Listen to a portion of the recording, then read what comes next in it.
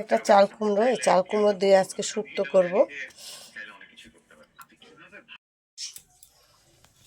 এটা শেষ সর্ষা টেলে রাখছি, শুক্তোটাতে দেব।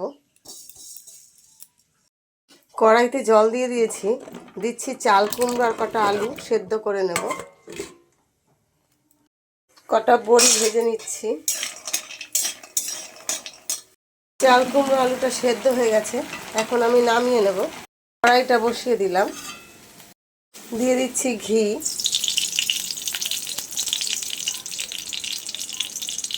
দিয়েছি সর্ষে, দিচ্ছি নিম পাতা। আমার কাছে উচ্ছে নেই তাই নিম পাতা দিয়ে দিলাম। আর দিয়ে দিলাম একটু আদা থেতো করে। এবার চাল কুমড়োটা ছেড়ে দেবো। বড়িটা ভিজিয়ে রেখেছিলাম, এটা দিয়ে দিচ্ছি। দিয়েছি সর্ষে ভেজে কুড়িয়ে রেখেছিলাম, দিয়ে দিলাম। এবার দিয়ে দিচ্ছি দুধ, একটু বেসন ময়দাও দিয়েছি সঙ্গে।